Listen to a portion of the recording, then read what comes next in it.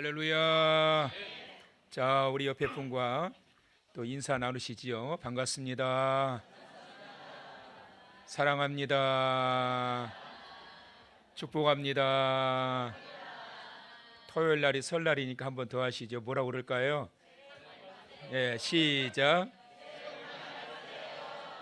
제일 큰 것 같아요. 세 번째가.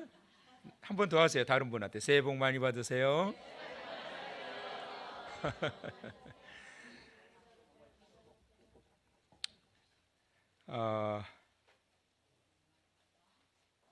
오늘은 절기의 의미와 그리스도인의 자세라는 제목으로 하나님의 말씀을 받도록 하겠습니다. 나라마다 명절이 있는데요, 이 명절에는 두 가지의 공통점이 있지요. 제사가 있고 또 축제가 있습니다. 브라질의 카니발 축제 하면은 뭐 세계적으로 유명하지요. 무려 2주간이나 진행이 된다고 그러지 않습니까? 전 세계에서 관광객들만 카니발 구경하려고 수십만 명이 몰려든다고 합니다. 인도에는 홀리 축제라고 하는 게 있는데요, 그들의 섬기는 신에게 제사하고 감사하는 그런 절기로 지킵니다. 우리나라에는 추석이 있고 설날이 있습니다. 뭐 조상에게 감사하고 제사를 지내는 날이지요. 그런데 이스라엘에도 절기가 참 많은데요, 이스라엘 백성들이 지키는 절기는 다른 나라의 이 절기와는 사뭇 의미가 다릅니다. 하나님이 이스라엘의 절기를 참 많이 주셨어요. 지키라고. 대표적으로 7절기가 있는데요, 하나님이 왜 이렇게 이 백성들에게 절기를 많이 지키라고 명령하셨을까? 절기가 많으면 어떨까요? 제사가 많은 거고, 제사가 많으면 어때요? 그만큼 참 힘들고 고달프지요. 종갓집에 시집간 여인들은 참 그렇게 힘들다고 그렇지 않습니까? 왜 그렇지요? 제사가 많으니까요. 어떤 분들은 종갓집에 시집 갔는데 매달 제사가 있더래요. 평생을 제사 지내다가 세월을 다 보낸답니다. 제사가 많으면 얼마나 힘들고 불편한지 모릅니다. 이렇게 불편하고 힘든 이 절기를 왜 하나님이 이스라엘 백성들에게 이렇게 많이 주셨을까? 그것은 간단합니다. 여러분, 절기에 담겨져 있는 의미를 보면은 간단합니다.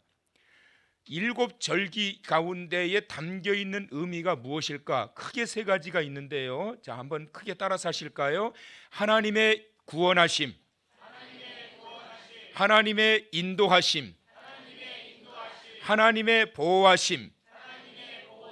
절기 안에 포함되어 있는 의미가 바로 이겁니다. 하나님께서 너희를 구원하셨다라고 하는 이 사실을 뭘 하면서, 절기를 지키면서 제사를 지내면서 잊지 말고 기억하라. 하나님이 구원하신 이 백성들은 하나님이 책임지고 인도해 가신다라는 사실을 잊지 말고 절기를 지키면서 기억해라. 하나님께서 인도하시되 보호해 주시면서 하나님께서 인도해 주신다라는 사실을 잊지 말고 절기를 지키면서 기억해라. 그래서 이 절기가 참 보면은 하나님을 위한 절기가 아니라 하나님께서 택하신 백성들을 위하여, 자녀들을 위하여, 저와 여러분을 위하여 주신 절기인 것입니다. 그래서 이스라엘 백성들이 지키는 절기는 굉장히 의미가 다릅니다. 하나님의 백성들에게 정체성을 심어주는 것, 이것이 바로 절기입니다. 그러면 이런 절기 제사를 통해서 발견하고자 하는 게 뭘까? 누가복음 15장에 보시게 되면 3가지 비유가 나옵니다. 이른 양 한 마리를 찾기 위해서 목자가 산천초목을 다 헤매다가 이른 양을 결국은 찾습니다. 그리고 두 번째, 잃은 드라크마를 잃어버린 이 여인이 그 한 드라크마를 찾기 위해서 방안을 온통 뒤지고 쓸고 대청소를 합니다. 애타게 집 나간 한 아들을 기다리기 위해서 아버지가 기다립니다. 결국은 집 나갔던 아들이 돌아옵니다. 잃어버렸던 한 드라크마를 찾게 됩니다. 잃어버린 한 마리의 양을 찾게 됩니다. 그런데 공통점이 있어요. 잃어버린 한 마리의 양을 찾아가지고 왔던 이 목자가 뭘 했지요? 잃어버린 이 하나의 드라크마를 잃어버렸던 이 여인이 뭘 했지요? 잃어버렸던 이 아들이 돌아오자 아버지가 뭘 했지요? 공통점이 있습니다. 잔치를 했다는 거예요, 여러분. 잃어버린 한 마리의 양, 그 어린 양 한 마리를 찾아가지고 짊어 메고 돌아와가지고 친구들을 불러다가 내가 잃어버린 한 마리의 양을 찾았다고, 그러면서 동네마당 장치를 해요. 잔치비가 더 들었을까요? 한 마리 양값이 더 비쌀까요? 가격 대비로 보면 잔치비가 더 들어가는 거예요. 드라크마 하나를 잃어버렸는데 친구들 다 불러다가 내가 이 한 드라크마를 내가 다시 찾았다고 잔치를 했습니다. 그리고 잃어버린 한 아들이 다시 살아서 돌아온 것 때문에 소를 잡고 해가지고 잔치를 합니다. 무엇을 말씀하고 있느냐? 하나님은 잔치를 기뻐하신다. 하나님은 이 잔치를 통해서 하나님의 자녀들로 하여금 회복되기를 원하고 하나님과의 깊은 영적 교제, 영교를 이루어 가기를 원하신다라는 거예요. 예수님께서도 첫 공생의 사역이 공교롭게도 어디였어요? 잔치집이었어요. 혼인집, 잔치집에서 그 모든 것들이 이루어지게 되었어요. 그래서 여러분, 하나님께서는 기독교를 억압하기 위하여 성도들에게 불편을 주기 위하여 절기를 지키도록 하신 것이 아니라 성도들을 기쁘게 하기 위하여 하나님의 깊은 뜻을 발견하도록 하기 위하여 그것을 발견하고 기뻐하도록 하기 위하여 절기를 지키게 하셨다라는 거예요. 시편 16편 11절에 보니까 주께서 생명의 길로 내게 보이시리니 주의 앞에는 뭐가 있어요? 충만한 기쁨이 있고. 주의 앞에는 뭐가 있다고요? 충만한 기쁨. 이쪽 통리만 해보실래요? 주의 앞에는 뭐가 있다고요? 왜 우리만 시키냐? 이뻐서 그런 거요. 그 다음에 주의 오른쪽에는 뭐가 있다고요? 이쪽만 해보실래요? 주의 오른쪽에 뭐가 있다고요? 그렇지요. 다 같이 크게 읽어보세요. 시작. 주께서 생명의 길로 내게 보이시리니 주의 앞에는 충만한 기쁨이 있고 주의 오른쪽에는 영원한 즐거움이 있나이다. 할렐루야. 기독교는 즐거움이 있고 기쁨이 있는 종교입니다. 주의 앞에도 기쁨이 있고 주의 오른쪽에도 영원한 즐거움이 있다. 이것은 무엇을 말씀하고 있는 거냐? 주와 함께 가는 자들에게는 기쁜 일이 생기고 즐거운 일이 생기도록 그 길로 인도해 가신다는 거예요.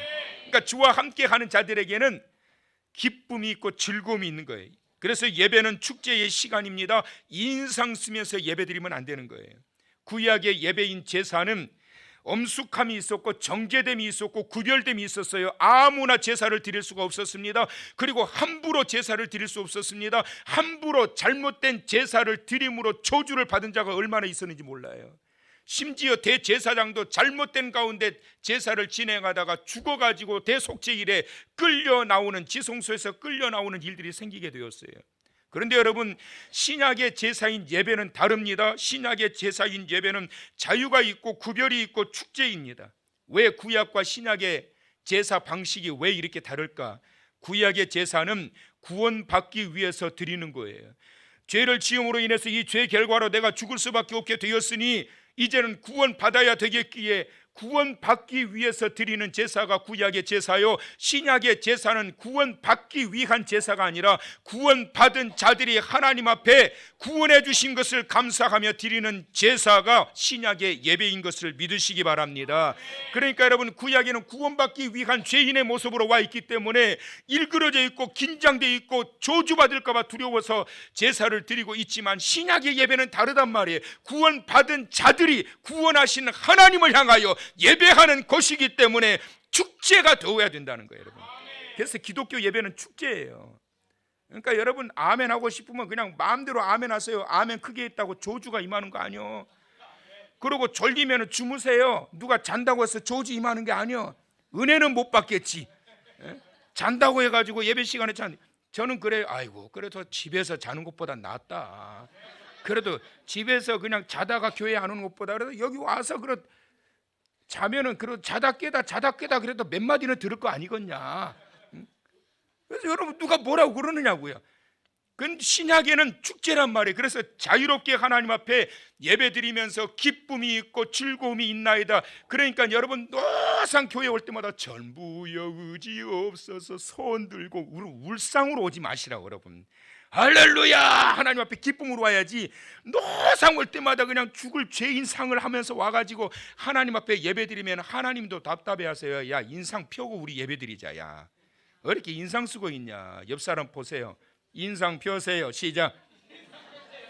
눈 뜨세요. 시작. 초장부터 눈 감고 있는 분이 있는 것 같아요. 여러분, 예배는 축제이기 때문에 하나님 앞에 기쁨으로 하나님 앞에 드려지는 예배가 되어야 되는 것이에요. 이것을 통해서 하나님께서는 놀라우신 은혜와 축복을 통해서 인도하심과 보호하심을 통해서 구원받은 자들을 향한 하나님의 사랑을 나타내시는 줄을 믿으시기 바랍니다. 오늘 그렇다면 여러분 어떤 모습으로 이 자리에 오셨습니까? 본문에서 하나님은 이렇게 말씀하십니다. 내 모든 남자는 매년 3번씩 여호와께 보일지니라. 7절기가 있는데 최소한 의무적으로 3번씩은 여호와 앞에 나오라고 말씀하고 있습니다. 그래서 회막에 와서 하나님을 만나라는 거예요. 회막이라고 하는 의미 자체가 하나님을 만나는 곳이라는 장소적인 의미를 가지고 있는데, 그러면 3번 언제 나오라는 것인가? 하나님이 명령하셨던 그 3번의 절기가 오늘 이 본문에 나와 있는데, 첫째는 무교절이요, 둘째는 맥추절이요, 셋째는 수장절인데, 세 절기의 시제가 있어요. 과거와 현재와 미래의 시제. 그래서 무교절은 과거의 시제의 의미를 가지고 있고, 맥추절은 현재의 시제의 의미를 가지고 있고, 그 다음에 수장절은 미래의 시제의 의미를 가지고 있습니다. 의미를 제대로 알고 절기를 지키다 보면 거기에서 하나님께서 왜 우리로 하여금 1년에 3번은 의무적으로 나를 봐라, 이 말씀을 하셨는지를 발견하게 됩니다. 우리나라의 명절은 토속 신앙에 근거하고 있지요. 일반인들은 명절을 조상에게 제사하는 날로 지킵니다. 그러나 기독교의 제사의 방식은 이것과는 다릅니다. 죽은 자들을 향한 제사가 아니라 살아 역사하셔서 나를 구원하시고, 구원하실 뿐만 아니라 내 길을 인도해 주시고, 인도해 가시면서 나를 보호해 주시는 살아 역사하시는 우리 주 하나님을 향하여 예배하는 날이 바로 이 하나님의 명령하신 절기인 줄 믿으시기 바랍니다. 그렇다면 이 절기들을 어떤 의미를 가지고 지켜야 될까? 먼저 무교절은 무엇일까? 무교절은 하나님께서 나를 구원하신 일을 기억하며 지키는 절기예요. 무교절은 언제 지키느냐? 6월절이 지난 그 다음 날부터 한 주간 지키는 게 무교절이에요. 6월절은 어린 양이 나를 대신해서 죽음으로 인하여 나의 죄가 씻김을 받게 되고 구원을 받게 되는데, 그것을 기념하면서 한 주간 동안 지키는 절기, 이것이 무교절이에요. 그러니까 무교절이라고 하는 절기는 이전의 과거의 시제의 의미를 가지고 있어요. 무슨 말이냐면 이미 완성된, 이미 과거에 이러한 일을 통해서 이미 완성된 것을 기억하고 지키는 절기, 그것이 무교절이에요. 무엇이 완성됐습니까? 어린 양이 나를 대신하여 죽음으로 인하여 내 죄가 사함받게 돼서 내가 하나님의 구원받은 택한 백성이 되었다. 그래서 이전에 내가 어떻게 해서 구원을 받게 되었는지를 기억하면서 하나님 앞에 지키는 절기, 이것이 바로 무교절인데, 무교절에 먹어야 할 것이 있어요. 하나님 명령하신 게, 양을 먼저 불에 익혀가지고 먹어라, 그리고 누룩을 뺀 무교병을 먹어라, 그리고 쓴 나무를 먹어라. 근데 이게 의미가 있어요. 어린 양, 먼저 누룩을 먹으라고 하는 것은 뭐냐면 애굽에서 너희들이 지은 죄를 기억하라는 거예요. 그 다음에 쓴 나무는 뭐냐? 너희들이 애굽에서 지었던 죄로 인하여 너희가 얼마나 고통을 당했는지를 기억하라는 거예요. 그래서 쓴 나무래요. 양을 먹어라, 우리를 구원하기 위해 죽은 희생 제물을 기억하라는 것이고, 이것이 바로 2000년 전 이 땅에 오신 예수 그리스도를 기억하고 예수 그리스도의 구속의 공로, 그분이 대신 십자가에 달려 죽으심으로 인하여 내가 오늘날 하나님의 자녀가 되어 이 자리에서 하나님을 예배하는 하나님의 백성이 된 완성된 구원을 이룬 것을 기억하고 살아가는 자가 되라. 이것이 바로 무교절인 것을 기억하면서 완성된 구원의 축복 감사하며 이번 한 주간 살아가시기를 축원합니다. 여러분, 과거에 얽매여 살아가는 것은 좋은 모습이 아니에요. 그렇다고 과거를 잊어버리라는 의미는 아닙니다.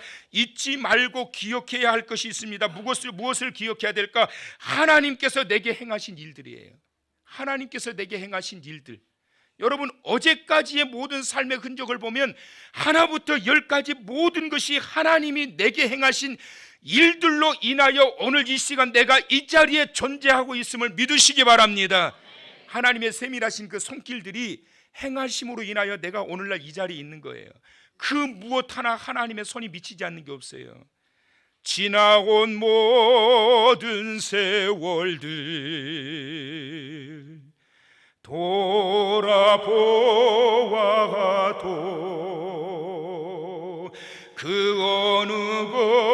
하나 주의 손길 안 미친 것 전혀 없네.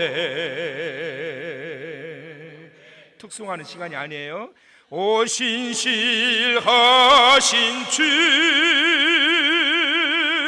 오 신실하신 주, 내 너를 떠나지도 않으리라, 내 너를 버리지도 않으리라. 할렐루야.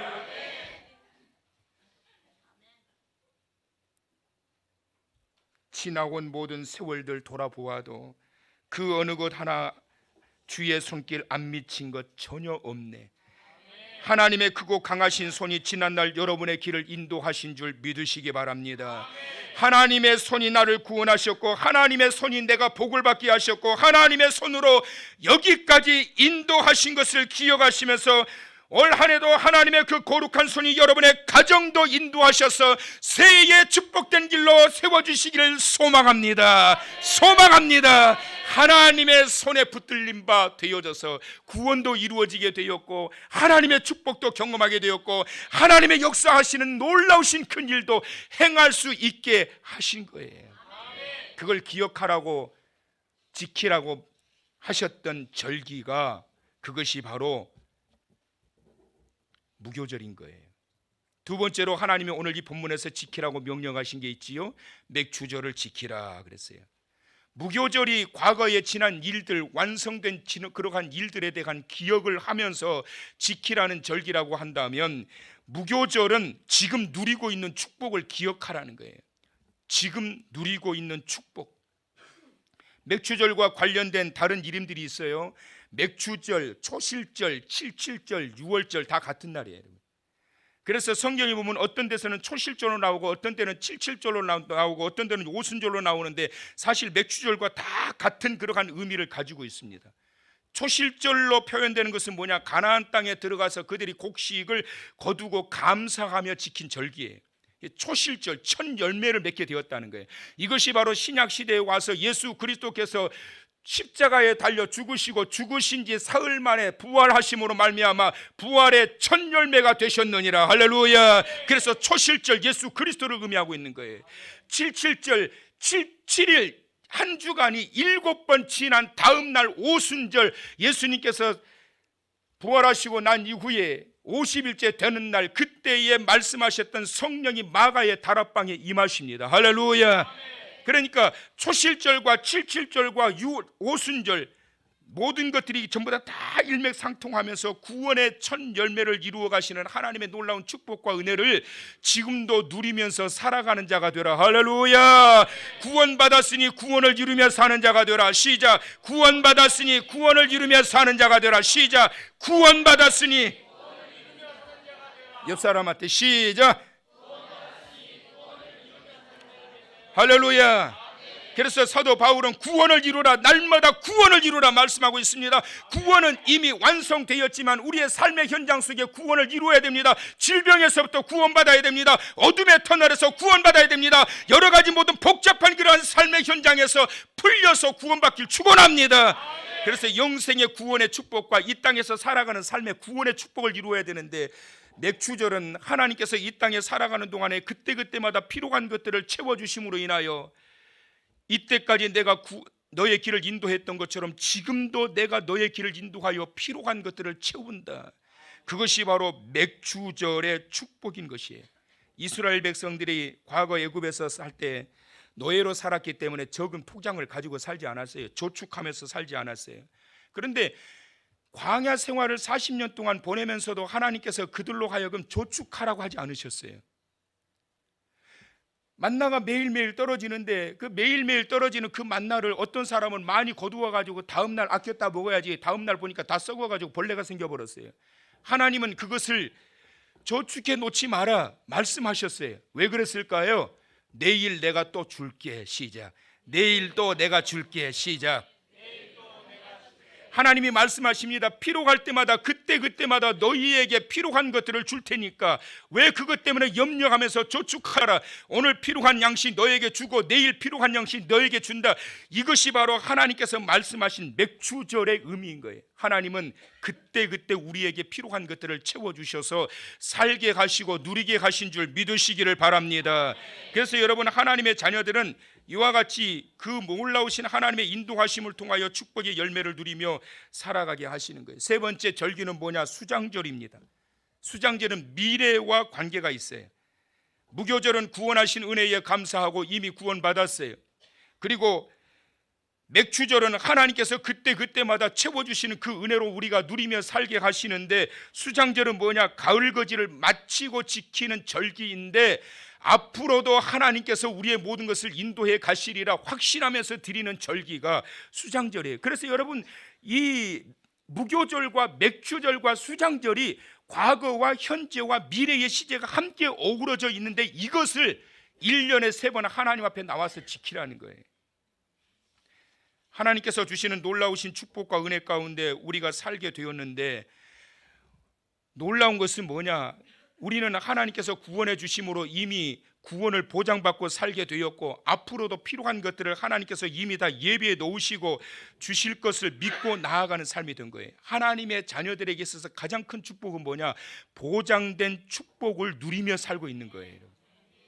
이스라엘 백성들이 광야 생활 40년을 보내고 있었는데요, 40년의 광야 생활을 보내고 있으면서 그들은 보장된 축복을 바라보면서 고난의 현장이 있었다라고 하는 특징을 가지고 있어요. 그들이 광야 생활 40년을 보내고 있지만 그들은 보장을 받았어요, 안 받았어요? 받았어요. 어디를요? 가나안 땅을 보장받았단 말이에요. 그러니까 지금은 내가 너무나도 힘들지만 하나님이 보장해 놓으신 축복이 있습니다. 그것을 바라보면서 그들이 나아가게 된 거예요. 오늘날 저와 여러분에게도 수장절, 보장해 놓으신 축복이 있습니다. 언제 하나님이 부르실지라도 보장해 놓으신 자리가 있습니다. 바로 하나님의 보좌가 있는 하나님의 나라. 아멘 하신 자들에게는 그대로 될지어다. 꼭 그렇게 해야 임열어. 여러분, 하나님의 자녀들에게는 이와 같은 놀라운 보장된 축복, 가장 큰 보장된 축복이 뭐냐? 그것은 바로 하나님의 나라인 것을 믿으시길 바랍니다. 이스라엘 백성들이 광야 40년 세월 동안 고단한 그러한 삶을 보내고 있었지만 가나안이 보장되어 있었고 하나님의 약속하신 땅이 보장되어 있었던 것처럼 오늘날 나그네의 인생을 살아가고 있는 우리의 삶의 자리도 하나님의 자녀로 부르셨기 때문에 보장된 하나님의 나라가 있을 뿐만 아니라 이 땅에서도 내일 보장하신 축복이 있고 다음 달에 보장하실 축복이 있고 내년에 보장하신 축복이 있음을 믿으시기를 바랍니다. 이걸 기억하면서 지키라고 하는 절기가 뭐냐 하면 수장절이에요, 여러분. 그러니까 여러분, 하나님께서 구원하신 그 은혜에 감사하며 내가 너희를 애굽에서 어떻게 건져내었느냐, 무교절을 지키라. 그리고 그때마다 너희에게 필요한 것들을 내려주지 않느냐, 맥추절을 지켜라.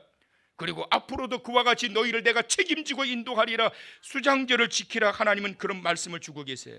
그런데 18절 말씀에 보니까 여러분 이 말씀하십니다. 다 같이 한번 읽어보시죠. 자, 크게 시작. 너는 내 제물의 피를 유교병과 함께 드리지 말며 내 절기 제물의 기름을 아침까지 남겨두지 말라. 이 말씀이 여기에 왜 나왔을까? 세 가지 절기를 지금 이렇게 지키라고 말씀하신 다음에 18절의 말씀을 이렇게 말씀하시는데 의미심장해요. 이해가 잘 안 된 것 같아요. 얼굴을 보니까. 다시 한번 읽어보세요. 시작. 너는 내 제물의 기름을 아침까지 남겨두지 말라. 제물의 피를 유교병과 함께 드리지 말라. 그러니까 제물을 드릴 때에 유교병과 함께 드리지 말라.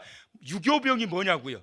무교병은 누룩을 뺀 것이고 유교병은 누룩을 안 뺀 것이고, 그러니까 누룩을 안 뺀 것을 드리지 말라. 누룩이라고 하는 게 뭐냐? 아까 말씀드린 것처럼 이스라엘 백성들이 그 애굽에서 왜 그런 고통을 겪게 되었느냐? 그것은 너희들의 죄 때문이다.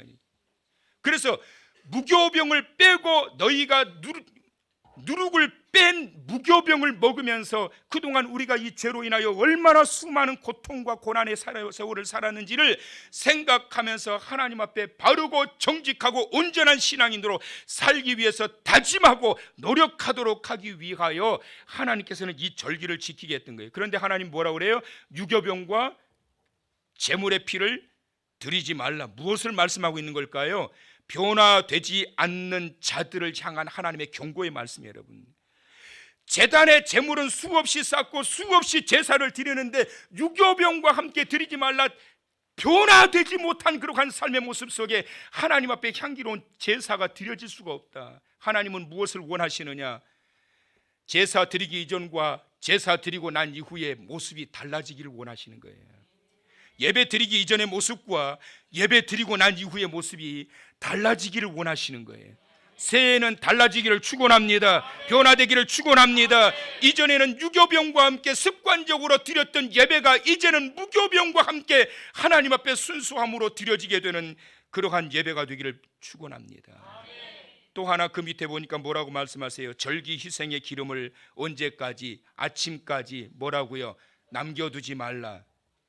아침까지 남겨두지 말라. 절기 제물을 아침까지 남겨두지 말라. 이게 무슨 말이에요? 왜 그때 바로바로 드리지 않고 왜 그걸 남겨놓느냐? 왜 남겨놓는 걸까요? 열정이 식어버렸어요. 헌신할 마음이 식어버렸어요. 믿음도 식어버렸어요. 이전에 그 뜨거웠던 마음이 다 사라져버렸어요. 그러니까 자꾸 지연시키고 내일 내년에 자꾸만 남겨놓는 거예요. 그렇게 하지 말라라는 거예요. 여러분, 성도의 마음이 식어지고 열정이 식어질수록 하나님을 향하여 다시 한번 자신을 각오하고 살아나기 위해서 예를 쓰고 제단불을 붙들고 하나님 살려달라고 회복되기를 원한다고, 그러면서 그 절기 제물을 제때제때 올려드리게 될 때 예배의 승리자가 될 뿐만 아니라 그 예배를 통하여 변화가 일어나게 되고 삶이 변화가 일어나게 되고 놀라운 하나님의 축복의 강수가 그 제단에 임하게 될 줄 믿으시기 바랍니다. 남겨두지 마시라고. 여러분, 성령의 감동은 그때 하도록 하기 위하여 임하는 하나님의 축복의 사인이에요. 근데 열정이 식어지면 자꾸만 남겨놔요. 아침까지 남겨놔요. 아침이라고 하는 것은 계속 미루는 거예요. 하나님 보실 때 가장 답답하고 안타까운 자들이 뭐냐? 제단은 있는데 왜 자꾸만 그걸 지연시키느냐? 하나님 앞에 진정한 헌신자로서 올 한 해 여러분 하나님의 축복의 물꼬를 열어 내게 부어주시는 그 은혜를 입으며 살아가기를 원하신다라고 한다면 오늘 18절에 다시 한번 세 가지의 절기와 더불어 강조하시는 제물의 피를 유교병과 함께 드리지 말라. 하나님은 내가 변화되기를 원하시는구나. 변화되지 않는 모습 가지고 하나님 앞에 핑계할 것은 한 가지도 없어요. 여러분, 핑계를 대려면 얼마든지 될 수 있어요. 하나님 이래서 이랬고요, 저래서 이랬고요. 제단 앞에서는 핑계가 되지 못해요. 여러분, 핑계할 것이 아니라 변화된 모습을 통해서 하나님 앞에, 하나님 이제 새해에는 누가 그러더라고요. 목사님 새해 복 많이 받으세요. 그래요. 그래 놓고 좀 쑥스러웠나 봐. 아차, 지금 새해가 언제인데 지금 제가 그래요? 그러더라고요. 그래서 아니야, 아직 설날 아직 멀었어. 이번 주 토요일이 설날이다. 이번 주 토요일 날이 설날입니다. 여러분, 새로 마음을 다지고 하나님 앞에 진정으로 변화된 모습으로 제단 위에 엎드리는 자 되시기를 바라고, 하나님의 자녀로 살아가심으로 그 제단의 향기가 넘쳐나며 그때 드려야 할 그러한 제물들, 헌신과 열정과 수고와 봉사와 여러분의 모든 사역들이 지연되지 않고 그때마다 하나님 앞에 향기롭게 드려짐으로 인하여 하나님 기뻐하시는 축복의 자리에 이르게 되는 사랑하는 성도 여러분 다 되시길 축원합니다. 그리스도인은 죽은 조상에게 제사하지 않습니다. 나를 구원하시고 나를 인도하시고 여전히 내 곁에서 나를 보호하시는 복 주시는 만복의 근원이신 하나님, 그분만을 예배하는 그러한 날인 것을 기억하시면서 이번 주 돌아오는 토요일 설날 아침 온 가족들이 나를 구원하신 하나님께 진정한 향기로운 제사와 예배를 통하여 하나님의 축복의 그 향기가 여러분의 가정에 가득 채워지는 그러한 새해 보내시기를 주님의 이름으로 축원합니다.